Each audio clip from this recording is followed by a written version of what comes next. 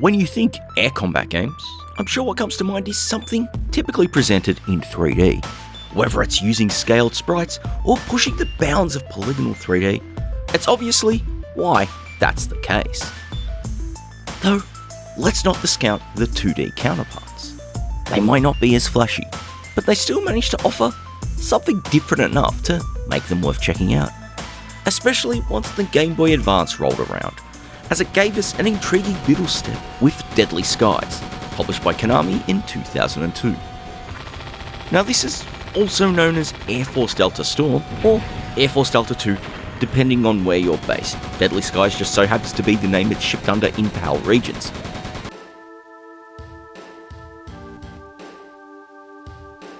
In terms of the story, you're put into the flight suit of Goose, the latest member of the Delta Force Air Squadron, a mercenary outfit currently stationed to assist in the defense of the Republic of Laconia against the threats imposed by the One Truth movement and their revolutionary forces.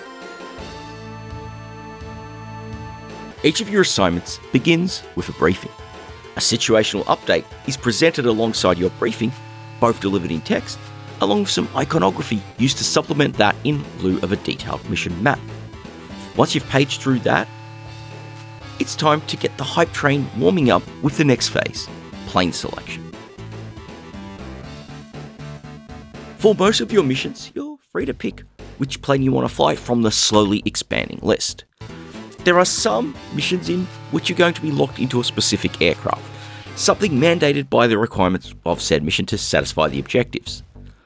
Most of these aircraft are based on real-world military craft, though unsurprisingly, the devs chose not to license the names here. Each has 5 attributes that rate them for how suitable they are. Speed is how fast the plane is. Power designating its acceleration. The attack attribute shows how powerful its weapons are, basically its missiles, whilst defense defines the endurance or how much damage it can take in battle. Finally, mobility represents the overall agility and how easy it is to maneuver and whatnot. Once you have made your choice, it's time to take to the skies. The deadly skies, if you will. The choice to go for an overhead view here is what I feel is quite inspired, because it lets the developers take serious advantage of the Game Boy Advance's scaling and rotation features to give you an impressive sense of depth for a 2D game. As you turn your fighter, the view rotates, ensuring you're always facing the top of the screen. As you change altitude, the ground, alongside anything on it, zooms in or out to show how its relative position changes to you. It's an effect that looks mighty impressive once you're diving down to engage a low altitude target. For me, this does a lot to help give Deadly Skies a bit of character amongst the crowd. Yeah, you could have done it with a third-person view from behind your fighter.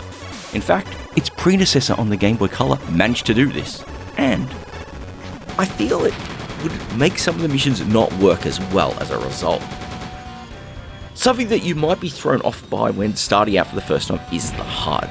It looks like it might take up a lot of the gameplay area, a lot of the screen of the GBA, but when you're in the thick of combat, you'll find it doesn't really get in the way. The most important are situated in the lower corners. The theatre map sits on the lower left, and above it is your remaining missile or bomb ammo, with the lower right showing your radar. The former gives you an overview of the mission area, highlighting positions of both your aircraft and its allies, alongside your enemies and the mission's objectives, which are highlighted in red. As for the latter, you get a closer in view here. Depending on how far away your current target is, this will slowly track in from long range sightings to medium range and finally to short range. Around the center of the HUD, you've got gauge for speed on the left and altitude on the right, presented as they would be on the HUD of an actual aircraft, those little ladder displays. Finally, the top right displays your mission timer and aircraft health, alongside any mid-mission updates in the top left display as text. But now let's take a look at the missions, and honestly, this for me is where Deadly Skies really shows its hand, more or less. A large proportion of them do task you with just simply taking out a number of enemies, either are aircraft or ground targets. But it's the ones that deviate from this concept that really lets Deadly Skies shine. One early favourite of mine has you flying through a narrow canyon to take out an enemy base. The twisty turns and narrow walls mean you can't use any of the faster planes, so you're forced to take up a World War II era fighter to use. It might be slower, but trust me, it certainly saves your skin while you're negotiating these canyon walls and the very tight time limit. Another favourite mixes things up by giving you control after you've taken out the mission's target, in this case a nuclear reactor. Here, you are in a faster aircraft, but you have to floor it to get out of the complex before it goes up. Now that was one which was a genuine challenge to work through, with plenty of attempts and swearing before I made it out by the skin of my teeth, with only 3 seconds left on the clock as I succeeded. A third one I really enjoyed involved a mission going pear-shaped. The task you're assigned to is to perform a recon flight over a number of enemy bases. But right as the mission starts, you're hit by an enemy missile. The result is that the mission is called off, and now you've got no choice but to return to base and perform an emergency landing. This one becomes rather tense as your plane is not performing at its optimal ability, and you're trying to limp it home and get yourselves lined up for landing, which of course is assisted by the instrumentation, giving you a simplified form of an ILS system. Landing is always a challenge in flight games, and even if you're playing a flight simulator with its first-person view or something more arcadey, and here it actually manages to keep that tension in place, because of the overhead view, the rudimentary guidance, it was quite tense. You're trying to keep yourself under control to get to landing, and hoping you don't mess it up, and it did take me quite a few attempts to get past this one when I was playing. As impressed as I am with the missions though, it's the story which I found to be quite a surprise. The typical 3-act structure usually involves your side starting out under heavy attack, meaning the early game is filled with defensive and interception operations. From the result of your actions, things start to change, giving your side opportunities to push the offensive. Though, this usually tends to go south by the end of Act 2 with a bit of a setback. And of course that leads to the final act where your final side overcomes this setback and plans the final operation to take down the enemy and their schemes once and for all. In Deadly Skies though, things couldn't be different. Maybe not at first, as Act 1 tends to match those other games, for the most part. But it's Act 2 where things couldn't be different, as your side doesn't just experience a setback, but it's all but obliterated around 3/4 of the way into the game. Now this means that the final victory of Act 3 kind of feels a little cheap, because it happens so fast. I guess it's a side effect of this game being skewed to younger players, because it's a game written for a handheld console. But I really wish the story had flowed a little better. Or maybe this was a detail that was lost in localization, as honestly I see the English script being a little rough in places from my time with it. This is all okay though, as in terms of a pure gaming experience, Deadly Skies absolutely delivers. I've already touched upon the visuals and how well it uses the Game Boy Advance's graphics abilities, so how about the controls? Once again, they're surprisingly tight, using every button to hand in a way that feels incredibly suitable to the game we have here. The directional pad is used as your flight stick, both adjusting your altitude and turning your plane. A button fires your cannon, and B launches whatever secondary weapon is assigned. The L and R shoulder buttons are used to adjust your speed, and pressing both together engages autopilot, which levels you out. This is something I really wish wasn't in the game. It's really only needed because you can't level yourself out manually. And for the most part, that's not really much of a pain. But there is a mission where you're tasked to take out an enemy nuclear cruise missile, and you have to do it by blasting out its control surfaces with your cannon. Using anything else is likely to risk it detonating. But for your cannon to actually land a shot, you've got to be really close in terms of altitude against the missile. And you've got to be quick on the trigger to engage the autopilot and level out, because it does take some time to do its thing, and you don't have a lot of time to actually do this mission.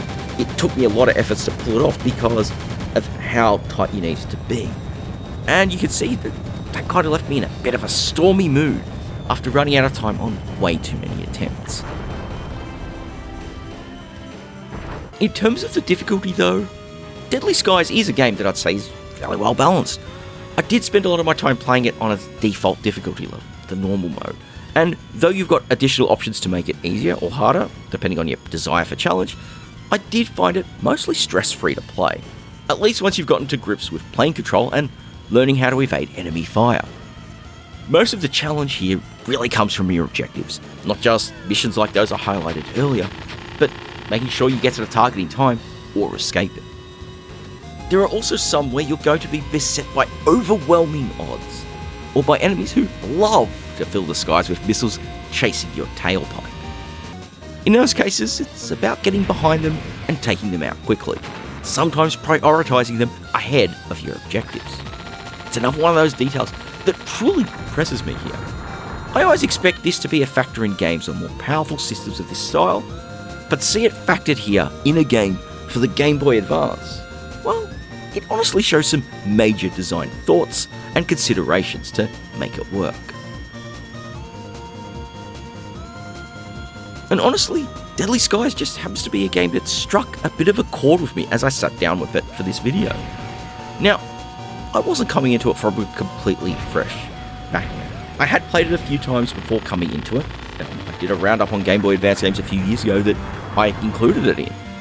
And returning to it now, to dive in deeper than I had before and refresh myself on the overall experience, well, I really came out of it far more impressed than I had been in the past with it.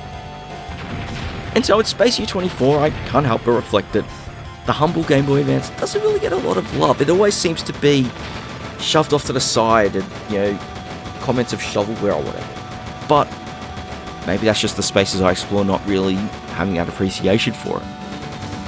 And yeah, you might get more thrills by checking out the console counterparts. Airforce Delta as a series was on other consoles, installments on the Dreamcast, original Xbox and PS2, or of course, looking at the titan that is the Ace Combat series. But the thing is though, you let your curiosity come into play and give Deadly Skies a shot, you might find yourself experiencing an aerial challenge that feels familiar, but fresh at the same time. I was always impressed with how it managed to scratch that itch back then, and all these years later, it's still unique enough to me to continue to scratch that in a way that makes for something different in the air combat genre. Now for me, this is what brings out the joy of exploring these old games, and sure, you can just go back and retread the same paths of nostalgia, and keep to those games that bring you joy, but sometimes, going beyond that, beyond what everyone else tends to talk about, whether by platform or by game, and finding those which sit off the track is, especially when they click for you, truly click for you, well, that's something else. But honestly, there's not much more for me to say here, so it's best time to wrap it up. Once again, if you found yourself enjoying this video, please do the usual things. I know it's annoying to ask, and I know people don't like it, and I honestly find it really annoying to have to put it in the script, but it's just we're in that age where traditional ways of connecting with like-minded folk who appreciate and want to talk about games in the way you do, it's trickier than it used to be, and so everything kinda helps. But honestly, with that, there's nothing more for me really to say than to just thank you all very much for watching.